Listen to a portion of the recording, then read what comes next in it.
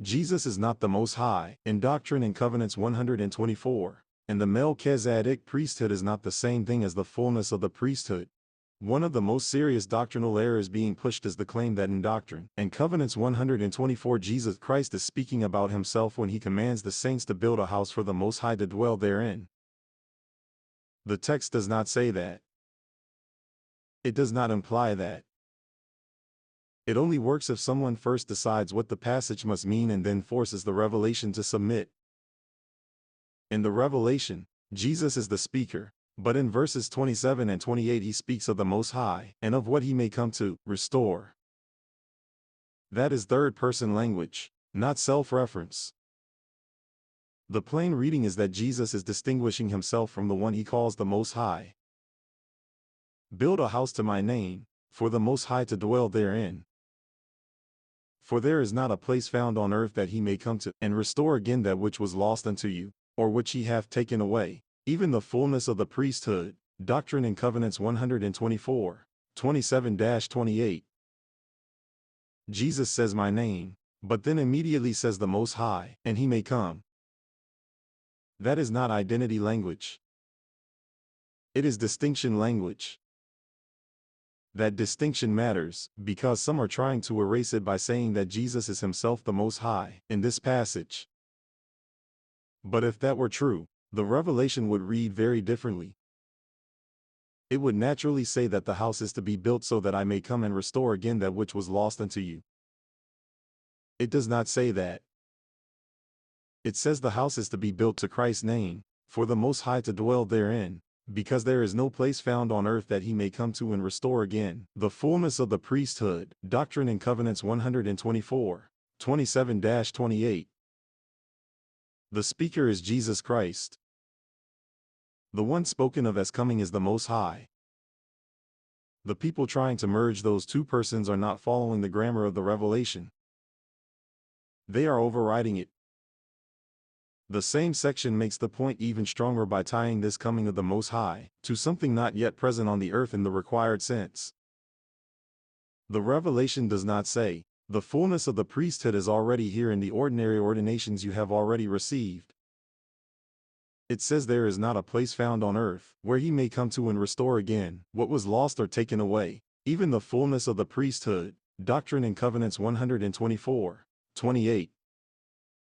That means the revelation itself distinguishes between priesthood already being exercised in the church and a further restoration of the fullness of the priesthood, still needing to come from above in a temple setting. A man may receive priesthood authority by ordination, but Doctrine and Covenants 124 does not reduce the fullness of the priesthood to ordinary transmission from one man to another. It presents that fullness as something tied to a house, to divine coming, and to restoration from heaven. The revelation continues, for therein are the keys of the holy priesthood ordained, that you may receive honor and glory. Doctrine and Covenants 124, 34. The text places the matter inside temple revelation and heavenly restoration, not inside a simplistic equation that says, Melchizedek priesthood equals fullness of the priesthood. That is why the second false doctrine must also be refused. The idea that the fullness of the priesthood is simply identical to the Melchizedek priesthood as one man ordains another to office.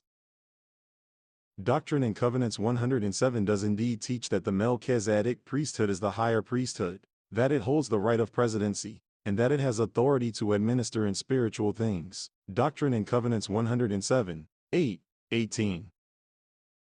It also says that the power and authority of the higher, or Melchizedek priesthood, is to hold the keys of all the spiritual blessings of the church, including the privilege of receiving the mysteries of the kingdom of heaven, to have the heavens opened unto them, and to commune with the general assembly and church of the firstborn, and to enjoy the communion and presence of God the Father, and Jesus the mediator of the new covenant. Doctrine and Covenants 107, 18-19. That is exactly the point. The higher priesthood gives the right, key, in order by which one may proceed toward that communion. It is not therefore identical in every sense with the consummating fullness itself. Doctrine and Covenants 107 describes the order and authority of the higher priesthood. Doctrine and Covenants 124 speaks of something still to be restored. D. Again, in a house by the coming of the Most High. Those are related doctrines, but they are not interchangeable doctrines. Doctrine and Covenants 84 makes the same distinction in another way. It says, "This greater priesthood administereth the gospel, and holdeth the key of the mysteries of the kingdom, even the key of the knowledge of God." Doctrine and Covenants 84:19. It then says, "In the ordinances thereof, the power of godliness is manifest." Doctrine and Covenants 84:20. Then comes the crucial line, "And without the ordinances thereof, and the authority of the priesthood, the power of godliness is not manifest unto men in the flesh. For without this no man can see the face of God, even the Father, and live." Doctrine and Covenants 84:21-22. The text shows progression. The greater priesthood is real. It administers the gospel. It holds keys. In its ordinances the power of godliness is manifest. But the end toward which that order points is not merely office holding. It is access to the Father. If men already possess the fullness in the complete sense merely by receiving Melchizedek ordination from another mortal, there would be no reason for Doctrine and Covenants 124 to say that the Most High must yet come to restore the fullness of the priesthood. Doctrine and Covenants 84 shows the higher priesthood as the necessary order by which men are prepared for the presence of the Father. Doctrine and Covenants 124 shows that the fullness in question still needed heavenly restoration in the Lord's house. Doctrine and Covenants 84 also explains what happens when that higher order is withdrawn from a people. Speaking of Israel, the Revelation says Moses sought diligently to sanctify his people that they might behold the face of God. Doctrine and Covenants 84:23. But they hardened their hearts, and therefore the Lord in his wrath, for his anger was kindled against them, swore that they should not enter into his rest, while in the wilderness, which rest is the fullness of his glory. Doctrine and Covenants 84:24. Then the Revelation says, "Therefore, he took Moses out of their midst, and the holy priesthood also, and the lesser priesthood continued." Doctrine and Covenants 84:25-26. That is a decisive pattern. A people may retain a lesser order while losing the greater access that would have brought them into God's presence. Doctrine and Covenants 84 does not teach that any possession of priesthood language automatically means the fullness remains on earth. It teaches the opposite pattern. The greater order can be taken, the lesser can remain, and the people can still be left short of the presence and fullness they refused. That pattern is exactly why Doctrine and Covenants 124 is so serious. The text itself contemplates loss, removal, and restoration. Joseph Smith's own teaching reinforces this distinction rather than erasing it. He taught, if a man gets a fullness of the priesthood of God, he has to get it in the same way that Jesus Christ obtained it, and that was by keeping all the commandments and obeying all the ordinances of the house of the Lord. That statement is preserved in History, 1838-1856, Volume D1, page 1572, in the Joseph Smith Papers, under the date the 27th of August 1843. The same teaching is also preserved in Teachings of Presidents of the Church, Joseph Smith, Chapter 36. If a man gets a fullness of the priesthood of God, he has to get it in the same way that Jesus Christ obtained it, and that was by keeping all the commandments and obeying all the ordinances of the house of the Lord. Joseph then tied this to the fullness of the ordinances of his kingdom. Teachings of Presidents of the Church, Joseph Smith, Chapter 36. That destroys the reductionist claim that the fullness of the priesthood is merely ordinary Melchizedek ordination. Joseph did not say that a man gets the fullness merely because another man lays hands on his head and ordains him an elder or a high priest. He said a man gets it the way Jesus obtained it, by keeping all the commandments and obeying all the ordinances of the house of the Lord. That is temple language. That is fullness language. That is not minimalist office language. That is why the common claim, the Melchizedek priesthood is the fullness of the priesthood, period, fails the test of the text.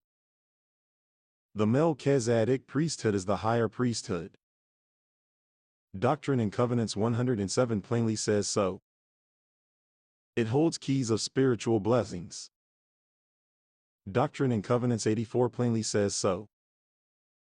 Its ordinances are the means by which the power of godliness is manifest, and by which men may proceed toward the knowledge of God and the presence of the Father. But Doctrine and Covenants 124 still speaks of the fullness of the priesthood as something that had been lost or taken away and that required the coming of the Most High to restore again in a temple. Joseph Smith then says a man receives that fullness by obeying all the ordinances of the house of the Lord. The scriptural and prophetic pattern is therefore not office alone, but order, ordinances, sanctification, temple reception, and heavenly consummation. To flatten all of that into one man ordains another, therefore the fullness is already here, is not serious reading. It is doctrinal shrinkage. Doctrine and Covenants 124 also explicitly ties the danger of rejection to failure regarding the house. The Lord says, I grant unto you a sufficient time to build a house unto me. Doctrine and Covenants 124, 31. Then he warns, at the end of this appointment your baptisms for your dead shall not be acceptable unto me. And if you do not these things at the end of the appointment ye shall be rejected as a church, with your dead. Doctrine and Covenants 124, 32. That warning is not symbolic fluff. It is covenant language. It is judicial language. It is the language of acceptance or rejection. And it is given in the same block of Revelation that says the house is for the Most High to dwell in and that there is no place found on earth where he may come to restore the fullness of the priesthood. To detach the threat of rejection from the unfinished command is to refuse the revelation on its own terms. The same section warns, if you do not these things at the end of the appointment, ye shall be rejected as a church, with your dead, saith the Lord your God. Doctrine and Covenants 124, 32, and further says that if they fail, ye shall not be accepted. Doctrine and Covenants 124, 47, and instead of blessings they would bring upon themselves cursings, wrath, indignation, and judgments. Doctrine and Covenants 124, 48. Some try to soften all of this by saying that since temple activity later occurred in the Nauvoo temple, the warning must have been fully satisfied. But the text is stricter than that argument. The revelation does not merely say, perform some ordinances in a structure at some point.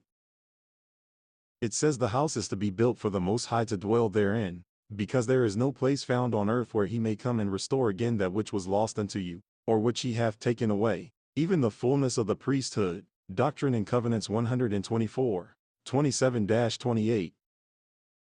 If one claims that the fullness was already present simply because men had been ordained into the Melchizedek priesthood, then the force of verse 28 collapses. If one claims that Jesus himself is the Most High in the passage, then the third person wording is erased. If one claims the Revelation's warning of rejection was nullified without the restoration it names, then the terms of the Revelation are relaxed beyond recognition. None of those moves arise from the Revelation. All of them are attempts to rescue a later system from the text that troubles it. The early saints themselves understood the warning as real.